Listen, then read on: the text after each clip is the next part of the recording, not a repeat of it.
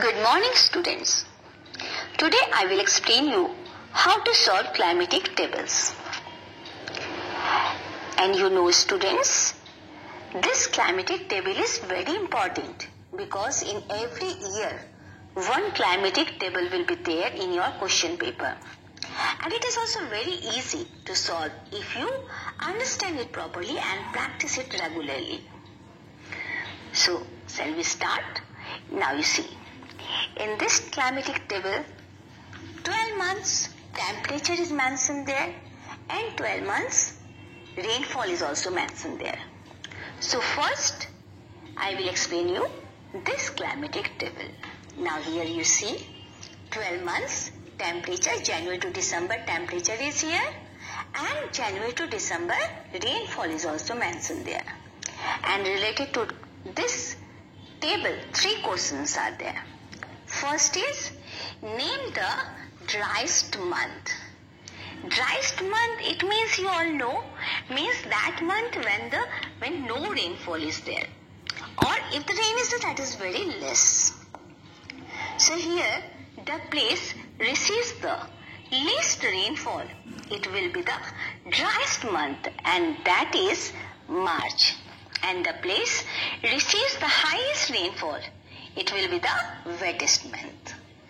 Now, I hope you can understand how you will take out the driest month and wettest month. Here, driest month you see, March month is there. The reason is what? In the month of March, rainfall is only 1.3 centimeter. So, is it clear? Now, the next question is, calculate the annual rainfall experienced by the station. Now, how you will calculate the annual rainfall? Now, annual rainfall means an amount of rainfall that a place receives all throughout the year. We have the rainfall for each and every month on this table. We just add the rainfall for each and every month. We will get the annual rainfall of the place. So, the answer will be what? You have to add from January to December rainfall. The answer will be 129.2 centimeters. So, is it clear to all of you? Now, the next question is, what is the annual range of temperature? Now, beta, how you will take out the annual range of temperature? Now, the difference of temperature of the hottest month and the coldest month, we will get the annual range of temperature. So, what you have to do, when you have to calculate the annual range of temperature, then first we have to take out the hottest month temperature and subtract by coldest month temperature. Now here you see, the hottest month is the June. The temperature will be 32.5 degrees Celsius. And the coldest month is April, because here the temperature is 20.4 degrees Celsius. So what you have to do, 32.5 degrees Celsius minus 20.4 degrees Celsius. The temperature will be 112.1 degrees Celsius. That is the annual range of temperature. Is it clear to all of you? Now, next table. Now here you see, in this table 2 stations are there, station A, station B. And both the stations' temperature and rainfall of each and every month is also there. Now here the first question is, calculate the annual range of temperature of the station B. Annual range of temperature, just now as I explained you earlier, we have to subtract maximum temperature minus minimum temperature. Then we will get the annual range of temperature. Now here maximum temperature is 30 degrees Celsius and the minimum temperature is 24.4 degrees Celsius. So the range will be 5.6 degrees Celsius. Now the next question is, calculate annual rainfall of station A. Now station A, all you know, this is there. Now the annual rainfall of station A how you will do? As I explain you, that you have to add each and every month's rainfall, means from January to December. You add all these rainfall, then you will get the total of that is 67.4 centimeter. That is the annual rainfall of the station A. Now the third question is, presuming that both the stations are located in West India, state giving a reason as to which of the two lies on the windward side of the Western Ghat. Windward side and leeward side, as I explained you earlier also, you all know about it. Windward side means that side of the mountain which receives more rainfall, because these higher altitudes, they subtract the winds which comes from the ocean. So one side heavy rain is there, and another side very less rainfall. So where the heavy rainfall will be there, that area we call as the windward side, and the another side we call as the rain shadow area.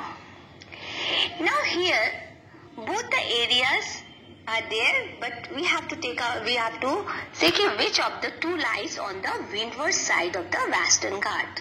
So first what we have to see, either in station A or in station B, in which station more rainfall is there. So automatically if you will see here the station B, you see here the rainfall is very high. That is June, July, August, all these months, even in September also more rainfall is there. So station B, as it gets heavy rainfall from the southwest monsoons in June, July and August. That is the answer. But one question will also be there, which monsoonal winds are responsible for the rain of this station B. Then how you can give the answer which rainfall, which monsoonal winds are responsible.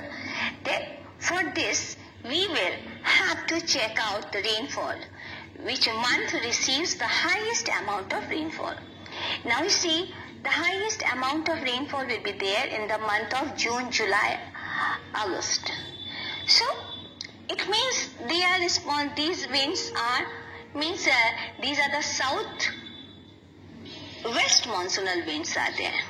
Is it clear? Now the next, if these rainfall will be there in the month of December, October, November, December, it means it lies in the east coast of India. Now which coast you will mention?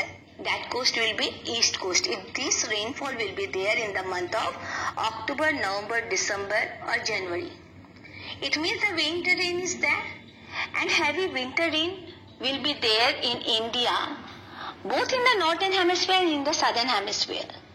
But excess rain will be there in the month of October, November, December. It will be there in the eastern coast, and that place will be Andhra Pradesh and Tamil Nadu. And the winds are northeast monsoon winds, or you can say that is called the retreating monsoon. Is it clear? So I hope this chapter is clear to all of you. Now you practice this climatic data map which is there in your exercise work. Regularly practice it there. And one more thing, let me explain you. Winter rainfall is also there in the northern hemisphere, northern part of India also there. Means in Punjab, Haryana, Uttar Pradesh, due to the western disturbances which are arising during the winter season. When it is there in winter season in India, that time there's a cyclone is there in the Mediterranean Sea, and it affects Punjab, Haryana and Uttar Pradesh. The winter rainfall is also there in North India also there. But excess rain, it is there in the eastern due to retreating monsoon. Okay, so you solve all these climatic data tables which are there in your exercise work, And if you got any problem, beta, you all write that whatever the queries are there in one page and one copy, you just write it there. When we will meet, I'll solve each and every problem, whatever the problems are there. Okay? Thank you, beta. God bless you all.